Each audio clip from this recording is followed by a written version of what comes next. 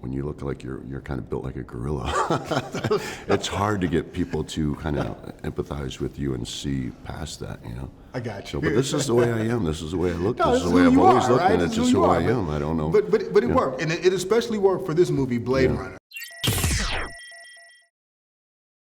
What's up, my man? What's going on? Man, it's always good to see you. You know why?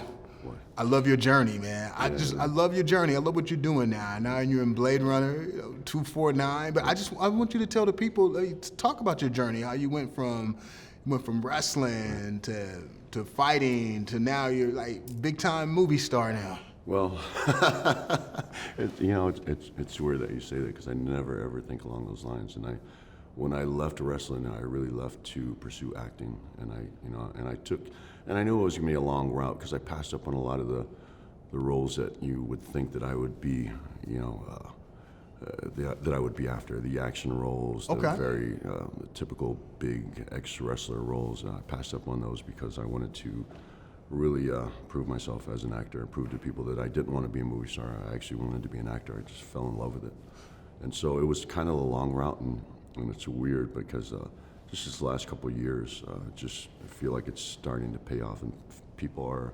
finally starting to accept me as an actor, and I'm getting recognized more and more for my acting. And some people don't even realize that I was wrestling at one point, but I wrestled for 10 years. Well, there you go. Congratulations. So, what would you say was your biggest hurdle? What was the biggest challenge to convince people that I'm going to do this, I'm going to make it legit, and I'm here to stay?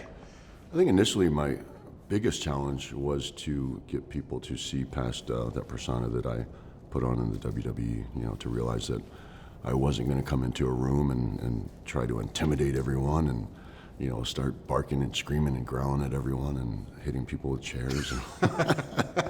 Just to get get past that stereotype, because when I first started, I had a hard time even getting auditions.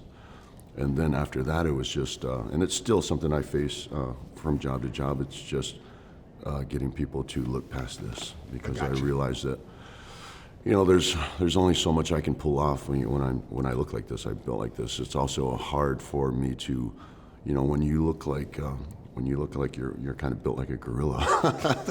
It's hard to get people to kind of empathize with you and see past that. I got you. So, but this is the way I am. This is the way I look. This is the way I've always looked, and it's just who I am. I don't know. But it worked, and it especially worked for this movie, Blade Runner. Which was really cool. Now, this is one of those movies where I don't want to give anything away. I just want people to know that you're in Blade Runner. Incredible role. You pulled it off. But I love the setting where you shot. Where was that actually? We shot in Budapest, and it was actually amazing. It's a beautiful city, and the sets that were created for us were just amazing. Like just bigger than life sets that created that world year 2049 Los Angeles world. It was amazing, man. Did you get to enjoy any of Budapest at all when you weren't working? I know making a movie doesn't afford you a lot of free time, but did you get to enjoy the city? No, we made time because it's a really beautiful historic city, and it's not